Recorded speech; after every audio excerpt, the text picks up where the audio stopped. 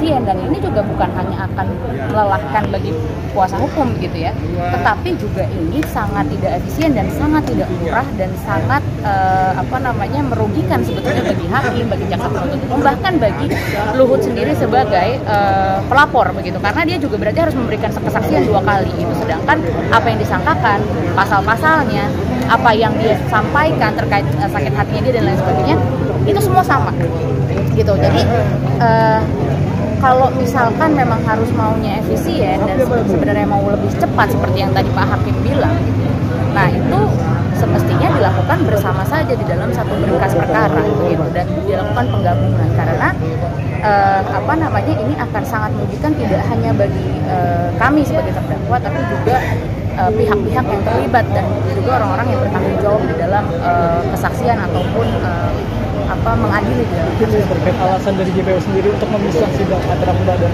Mas Haris itu apa sih? Tadi disampaikan alasannya juga sebenarnya tidak cukup jelas ya, karena dibilangnya bahwa dia mendapatkan perkaranya satu persatu gitu, jadi pada akhirnya belum dipisah, tapi sebenarnya jaksa juga kan memiliki wewenang gitu ya untuk dapat menggabungkan gitu, dan bahkan majelis hakim juga memiliki peraturan terkait soal kekuasaan hakim gitu, bahwa ketika terjadi sebuah perkara yang sama itu dapat dilakukan penggabungan gitu.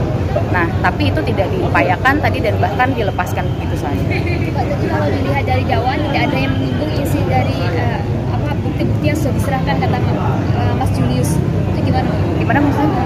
Bukti-bukti soal keterlibatan Pak Luhut tidak ada sama sekali. Iya, jadi bukti-bukti yang disampaikan di dalam surat dakwaan itu tadi, tuduhan soal berita bohong, soal pembuat onar dan lain sebagainya, itu sebenarnya tidak dapat dibuktikan begitu, karena kalau misalkan dibaca hanya dari hasil-hasil komentar-komentar di YouTube gitu ya, dan juga bagaimana melihat sebenarnya komentar warga terkait dengan tayangan di dalam YouTube tersebut, apakah memang sebetulnya itu pada akhirnya memercik sebuah kebohongan? Sepertinya tidak gitu.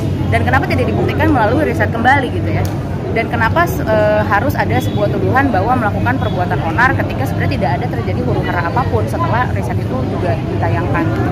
Jadi semestinya apa yang menjadi kritik ataupun pendapat dan juga riset yang dilakukan itu dapat dibalas dengan riset kembali, dengan kebenaran-kebenaran yang menurut pihak yang bersangkutan itu lebih betul, dan tidak mengkriminalisasi atau lari dari tanggung jawab dan juga kebenaran dan transparansi data yang sebenarnya disampaikan oleh Pak. Dari seluruh dakwaan tadi Pak, ada kan banyak sekali tuh, termasuk salah satunya mempermasalahkan tentang YouTube tadi, disampaikan lewat YouTube karena dianggap bukan media yang tepat lah, bukan media massa. Itu gimana Pak?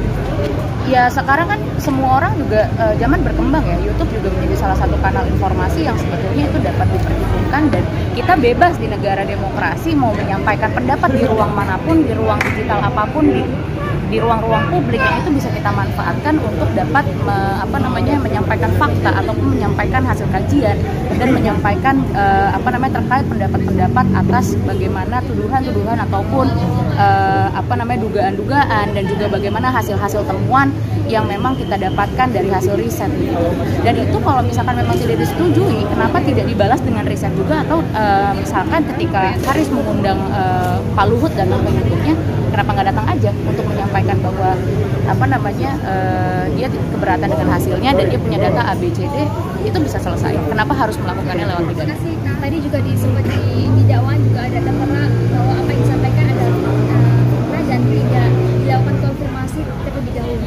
Dan kalau menurut Mbak sendiri, apakah perlu dari 9 periset tadi itu melakukan dibaca aja di risetnya itu udah ada pengecekan, dan dari Greenpeace sendiri juga kan kita punya standar sendiri dalam riset, di mana sebelum dipublish itu sudah harus ada legal standingnya dan sudah harus dapat dipastikan kebenaran catatan-catatan kakinya dan juga data-data di dalam risetnya. Jadi kita juga bukan melakukan riset secara sembarangan dan main tuduh saja gitu, tapi semua dilakukan berdasarkan fakta dan basis data-data yang ada. Yang dimaksud di dakwaan tadi mungkin merujuk ke Pak Luhut sebab kalau ya itu semua berdasarkan data, dan itu tidak hanya membahas soal Luhut, tapi membahas soal orang-orang lain yang juga terlibat di dalam tambang emas di Papua. Jadi kalau pengalaman sendiri apa secara langsung dari riset tadi Dibaca aja risetnya, ada di situ.